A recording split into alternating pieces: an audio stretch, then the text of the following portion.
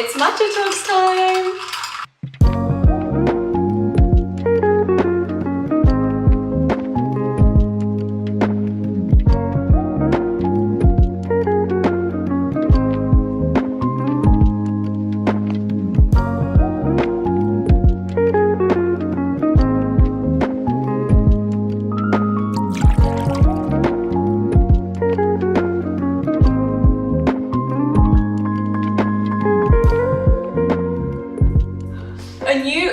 Relaxed, vibey series where we can just talk one-on-one, have some deep chats. I'm going to share my insights with you guys. It's like we're at a sleepover, or it's like we're on FaceTime together. Every episode will have a different theme, and today we're going to be discussing all things self-acceptance. And now let's get into the process of learning how to fully accept ourselves. Take a sip of your matcha and really just get into the zone and the right energy. While people talk about this, it's often assumed that it's something that we naturally have within us because, you know, we are ourselves. Why wouldn't we accept ourselves? But what is often forgotten about is the fact that at the core of self-acceptance lies presence. It's something you actually have to be intentional with. It's only when you master that presence that you truly start to understand how we accidentally reject ourselves on a daily basis when we are presented with so many opportunities to accept ourselves and love ourselves more. Self-acceptance in a nutshell is all about accepting your current present circumstances along with all of your strengths and limitations, your current thoughts, everything that's going on within your reality right now, and not only accepting it but embracing it for what it is. While you may have just listened to that and think that's pretty easy and straightforward, you would be shocked when you actually discover so much of the time we fall into the pattern of getting caught up in who we were, the mistakes we made, where we should be going, how far we are from where we want to go, what we're not doing good enough, what we should be doing, what everybody else is doing, that it takes away everything to do with self-acceptance, and it just goes to show we're not doing very much of it at all for ourselves. I just feel like it's so easy for us to all get caught up in the places that we should be or where we are messing up that we completely forfeit our right to fall in love with our present moment, no matter how flawed it may be. There may be so many things you're missing out on, so many mistakes you're making, but self-acceptance is finding what to appreciate about yourself in those moments when you don't have it all figured out, when you're not in the place that you want to be, but accepting yourself on the journey of getting to where you want to go, that you're already whole and complete and deserving of every single thing you desire, that your life is perfectly fine even though it might look so different to somebody else's. And it really just comes down to understanding that and then taking the conscious and intentional steps to rewire your brain to work in your favor when it comes to self-acceptance. Like, if you've listened to what I've said so far and you're like, I really do that, I do compare myself and I do beat myself up for not being where I need to be and I can't believe I'm not accepting, then you're falling into the same pit again. Don't beat yourself up for the fact that you're not doing the right thing or you haven't been very self-loving. Use understanding that you've been making that mistake as an opportunity to show yourself that self-love and self-acceptance, where you're starting a new project and you're getting so frustrated with yourself and you're like, nothing is moving, I don't know how to do this, I've got analysis paralysis, I'm not making the right decision. But you started the project and you're trying and you're on the journey to finding out the answer, and that is enough. That is more than you were doing yesterday. You are still in the place that last year you wish you could have been in, which is taking the accountability to start the thing even though it's not fully up and running yet. It's really important to avoid comparing yourself and especially postponing your happiness until you are this idealized and perfect version of yourself. The biggest lesson I've learned in my life is to accept every single chapter I'm in, with every single season I'm in, and especially every single problem I faced. One of the biggest questions I get asked is, how do you get on the internet and tell people all of this advice, and how do you know so much at a young age? And I'm like, because I've been through a lot. Because I've had a lot of obstacles thrown my way. Not only have I had obstacles thrown my way, I've actually gone out and I've invited more obstacles into my life, e.g. by choosing the wrong friends, getting into the wrong relationships, trying out businesses that weren't meant for me or were bound to fail. And while all of those things might have been technically wrong, they got me further in knowing who I am, where I'm meant to be, what to do in future, what not to do in future. I promise you, the best moments that you are ever going to experience are the ones that are in front of you right now, the ones that are happening to you right now. These are the moments that you end up being nostalgic about years down the line. Do you ever look back at a moment that you feel like you might have taken for granted, or you thought that was just a regular day where I was coming back from school, and you're like, that's so special to me and I would love to relive that again? Your future self is currently thinking that about the life you're living right now, the life you so desperately want to throw away in exchange for where you're going to go, but guess what? You're going to get there. That's inevitable. And that's the level of self-acceptance you should have and self-belief that you have, where you're like, I know I'm going to get there, but I also deserve and owe it to myself to cherish where I am now, because I am going to miss where I am right now one day.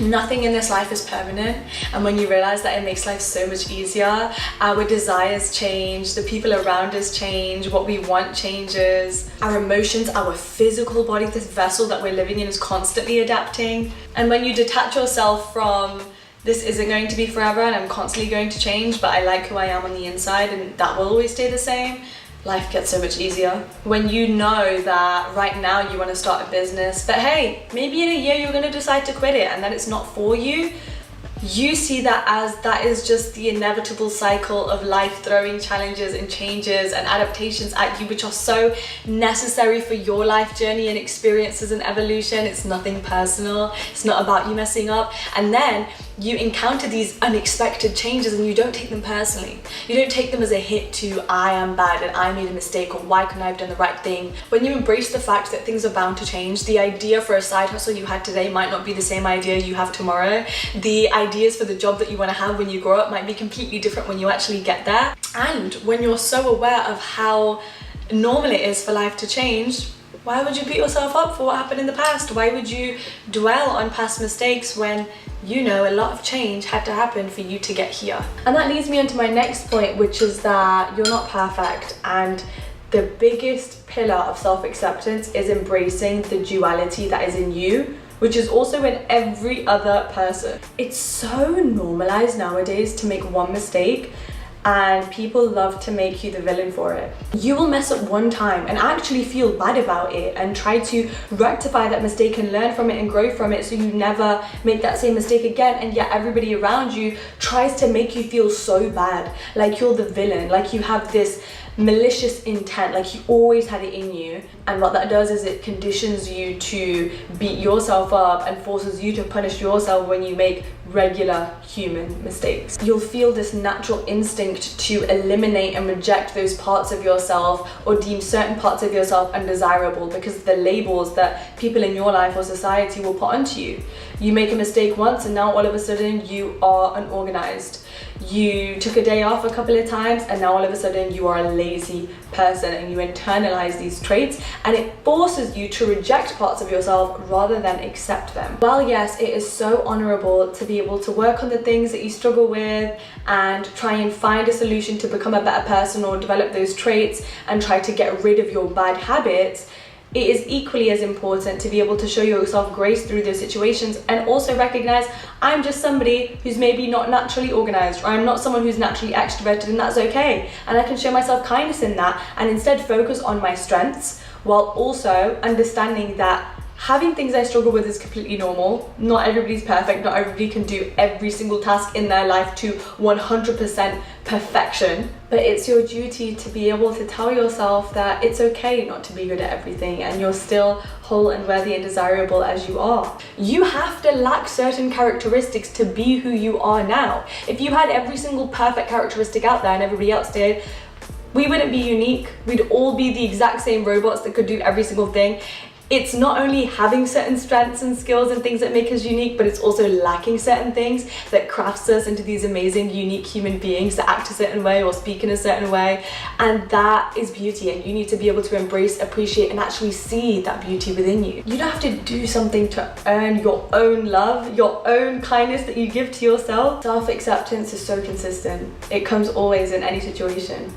If you've hurt yourself, if you've hurt another person, but you're learning through it, if you've messed up, if you missed a deadline, self-acceptance always stays. It's about finding joy and peace and self-love in your current circumstances with whatever lessons you may be learning, whatever wins or fails you might be experiencing. One of the best realizations I had on my self-acceptance journey is that the longest and most significant relationship I'm ever going to have in my entire life is the one I have with myself. Literally, who is going to spend as much time with you as you are with yourself? If you had a child and they made a mistake, how would you treat them? You would want your home and you as a parent to have created such a safe and loving environment that that child knows that they can be honest with any mistake that they make. They know that your love as a parent isn't conditional and it will always be there. Yes, there might need to be difficult conversations, there might need to be learning moments and changed behavior, but the love will always remain. And if we can do that for another person, then we can most definitely do that for ourselves. We need to reparent ourselves because it can be so hard if you have your own parental wounds where you weren't taught to self-accept and you weren't taught that making mistakes is okay and you're still lovable with them. But that's when we need to step into the role of our own parent and give that love that we would give our child back to ourselves. No one is going to give you the reassurance and company and love that you desire like you will, because nobody knows you like you do. Things like the way that we look is something that a lot of people struggle with, and I say this because it's something that I struggled with for such a long time. I really did not like my own appearance, and so I wanted to share with you guys a little exercise you can do if you struggle with this that helps you gain an acceptance for the beauty that you already possess. What I learned on my own insecurity journey was I was so dissatisfied with my own appearance, and I continuously rejected it because every single time I saw a photo of myself or saw my reflection in the mirror, I rejected it because I was thinking of an entirely different image of beauty. When somebody spoke about beauty, I didn't think about myself. I thought about a nose that wasn't mine. I thought about a face shape that wasn't mine. I thought about a body shape that was not mine. And so of course I was going to be left disappointed every single time I looked in the mirror or looked at a photo of myself, because all I could see was somebody that wasn't me. And so of course who I actually was always going to fall short. Because of this, the most powerful thing you can do to grow your self-acceptance is to practice mirror work, which is where you look at your reflection in a mirror for an extended period of time and you practice to look at it without judgment. Now this will take time and it might not feel natural to you, but along with every other thing in life, it needs to be formed into a habit. This is like a muscle that you have to train. It's like teaching yourself how to perceive something, how to look at yourself, just like you teach yourself how to work in a certain way or how to learn any other skill in life. Or by staying aware of all of the criticisms and judgments that might be coming in and out of your brain while you're looking at yourself, and actively turning them into phrases of compassion, kindness and appreciation instead. Plus, when it comes to not accepting our looks or who we are, or thinking that our personality is not desirable, you have to understand that those rejections that we are so used to placing on ourselves do not stem from us. They are not based on our own opinion. No child is born or grows up thinking that they are ugly or they are not enough. They are taught that, or they internalize that from other opinions that other people have given to them. Nobody is brought into this world naturally hating or disliking or rejecting themselves. We internalize what we've heard from other people. And what that can turn into is limiting beliefs that are so ingrained within us, we think that they are our own. And that is what leads us to not accept ourselves. This is why it's so important to do the scary task of looking at your limiting beliefs head on and actually questioning them until you get to the root of them, and especially where they came from. Because especially once years have passed, you think it's so natural to think, yeah, I hate my nose and of course I need a nose job, or yeah, I hate my body, or I'm so flat, or I'm too curvy, or I'm too this. But where did that come from? Most of all, this experience is going to be messy and imperfect and slow, and there's going to be ups and downs, and there are going to be days where you feel like you're making so much progress and days where you feel like you're not making any at all, but that is the magic of it. It's that process that, once again, even on embarking on the journey of self-acceptance, you are still being provided opportunities to accept yourself. And that brings us to the end of the first episode of Matcha Talks with Tam. I really hope you guys enjoyed this video and this chill vibe. I really liked it. I feel very relaxed right now. I would love if you guys commented down below and let me know what you enjoyed about this, so that I know how often I should release new episodes of this. If you like this style of video, then definitely check out my podcast Self Obsessed. It's available on Spotify, YouTube and Apple. But I hope you guys have an amazing week. I hope that this video inspired you or educated you in some way. That's always my goal. If anything, I just hope it made you feel a little bit better, or made you feel seen, or offered you some perspective on something. I will see you same time next week on Friday for a brand new video. I appreciate you.